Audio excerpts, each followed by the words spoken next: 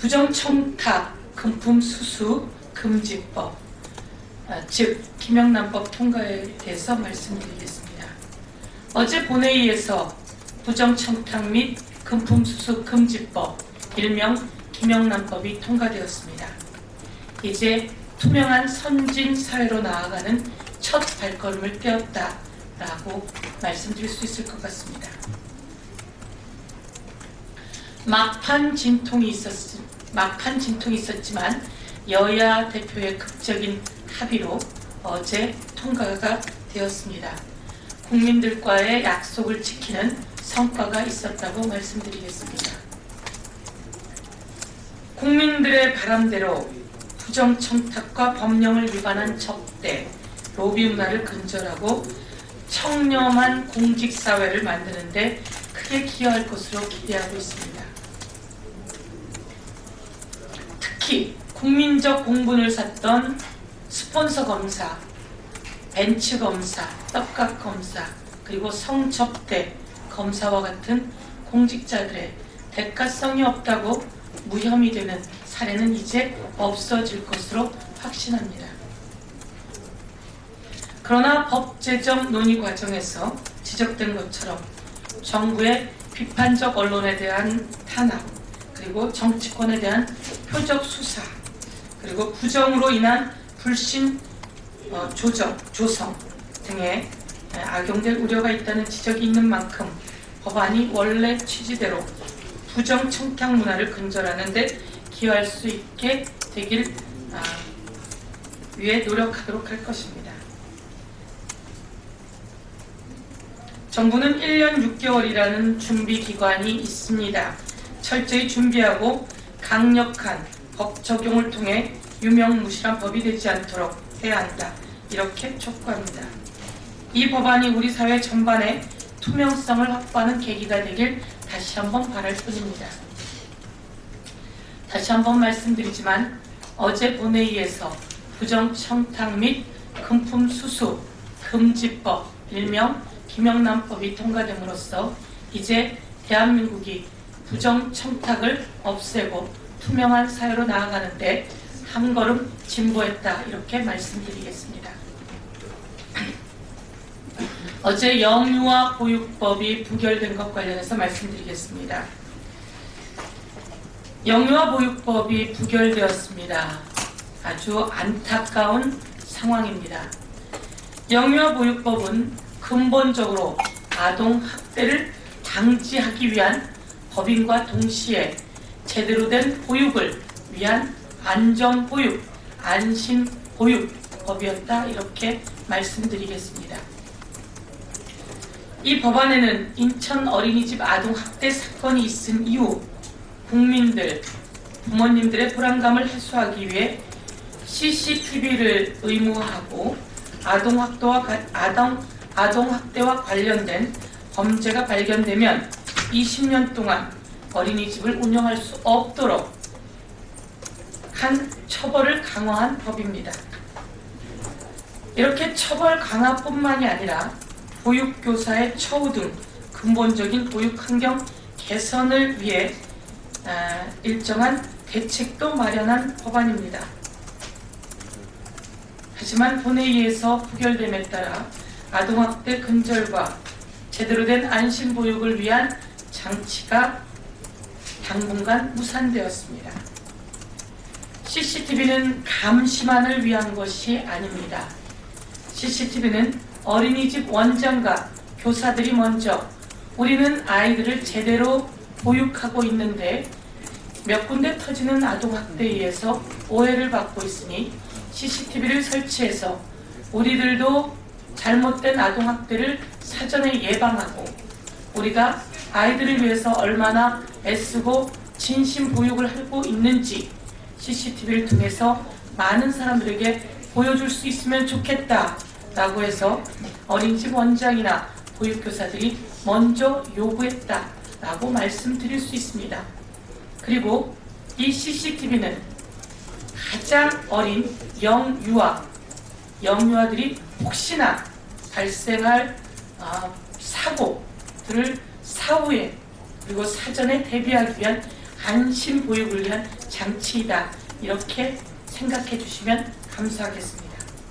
빠른 시일 내에 아동학대 방지와 안전한 보육환경 개선을 위한 제2법을 추진해서 우리 국민들의 불안감을 해소할 수 있도록 하겠습니다. 다시 한번 말씀드리지만 아동학대 사건을 근절하고 제대로 된 안심 보육을 위해서 어린이집에 CCTV를 의무화하고 보육교사의 처우를 개선하고 그리고 제대로 된 보육 환경을 만들기 위해서 보육교사에 대한 교육을 강화하고 그리고 학부모들이 이 아이들을 함께 보조교사로 돌볼 수 있는 법안을 그러한 영유아 보육법을 다시 발의해서 통과시킬 수 있도록 추진하겠다. 이렇게 말씀드리겠습니다. 다음은 예정된 장관들 인사청문회 관련한 논평입니다. 고질병 위장 전입, 이것으로 얼룩진 장관 후보 3인방, 청와대에서 제대로 된 인사검증 시스템이 있었는지 정말 의문입니다. 장관 후보자들의 인사청문회가 다음 주로 다가왔는데요. 안타깝게도 3명의 장관 후보자 유기준, 그리고 유일호, 그리고 홍용표 통일부 장관 3명이 모두 다 위장 전입을 했고 그것이 사실로 드러났습니다.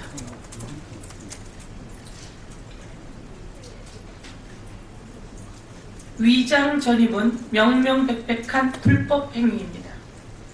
위장 전입은 주민등록법 위반이며 위장 전입을 3년 이하의 징역 또는 1천만 원 이하의 벌금으로 처하도록 법에 규정되어 있다는 것을 말씀드리겠습니다. 위장 전입을 시도조차 하지 않고 불편함을 감수하고 사는 대한민국의 서민들이 있는데 우리 장관 후보자들이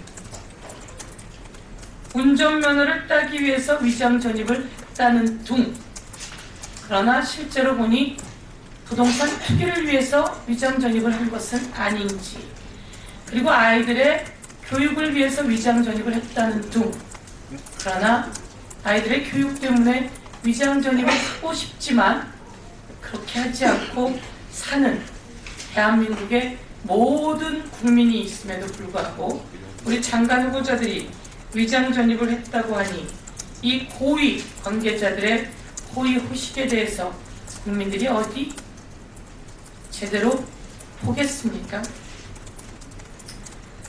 청와대에게 묻습니다. 주민등록증만 확인해도 위장 전입인지 아닌지 알 수 있는데 왜 이렇게 위장 전입한 사람들을 장관 후보로 내정하는지, 청와대는 위장 전입 정도는 아무것도 아니기 때문에 그냥 가도 된다고 생각하는 건지, 위장 전입 인사 검증 시스템이 있는 건지, 있음에도 불구하고 그냥 내보냈는지, 위장 전입 검증을 했음에도 불구하고 그냥 장관 후보로 내보냈다면 청와대가 더 큰 문제입니다. 장관 후보자들 위장 전입은 불법이다. 다시 한번 밝혀두면서 청문회에서 한번 따져봅시다. 반값 등록금 관련한 논평은 서면으로 보내드리도록 하겠습니다. 새 학기를 맞이했습니다.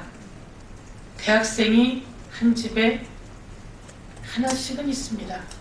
한 집에 둘 있는 집은 이제 어떡하나요? 우리 대학생들을 조사해보니 대학생 1인당 학자금 대출이 1,477만 원이라고 합니다. 그러니 학자금 대출이 없는 학생을 빼고 나면 일반 학생들은 얼마나 학자금 대출이 많은지 다시 한번 말씀드리지만 대학생 1인당 학자금 대출이 1,477만 원. 학자금 대출이 없는 학생들을 빼고 나면 학자금 대출이 있는 학생들은 수천만 원에 이르게 됩니다. 대학교 시절부터 대출을 배워야 하고 그리고 대학생 시절부터 신용불량자로 낙인 찍혀야 되는 이 사회, 박근혜 대통령의 반값 등록금 공약은 도대체 어디로 간 겁니까? 대한민국 서민들의 등골이 휘어지고 있습니다. 보육대란 관련해서 우려하던 보육대란이 시한폭탄이 되어서 터지고 있습니다. 정부는 보육비, 지난해에 준비한 보육비 5천억 원을 어디다 두고 있는 겁니까? 보육대란 시한폭탄이 터지고 있는데 정부가 등짐지고 나몰라라 하고 있습니다. 박근혜 대통령에게 묻습니다. 아이들의 보육, 대통령의 공약이었고 예산을 만들었음에도 불구하고 이렇게 기재부가 나몰라라 하는 이 상황, 대통령께서 한 소리 하셔야 합니다. 빨리 기재부는 예산을 풀어서 보육대란을 막아라 라고 청와대에서 지시할 것을 촉구합니다. 정무특보단, 청와대 정무특보단 관련해서 말씀드리겠습니다. 청와대 정무특보단 친박 일색입니다. 우린 2013년에 겸직을 금지하는 법안을 통과시켰습니다. 국회의원의 겸직 금지 법안입니다. 국회의원이 생활체육 회장을 해도 안 된다라고 해서 생활체육 회장 자리도 국회의원들은 다 내려놓았습니다. 그런데 여당 친박 의원들이 대통령의 정무특보로 겸직을 하고 있습니다. 야당에서도 문제 제기를 하고 있지만 여당 내에서도 문제 제기를 하고 있고요. 그리고 보수지, 진보지 할 것 없이 언론들도 문제를 제기하고 있습니다. 대통령의 정무특보는 온갖 군대의 목소리를 대통령에게 전달하는 쓴소리를 할 수 있는 사람들이어야 합니다. 그런데 친박 국회의원 일색으로 만들어진 정무특보가 대통령께 무슨 소리를 할 수 있겠습니까? 친박 산성일 뿐입니다. 대통령의 눈과 귀를 막을까 큰 우려가 됩니다.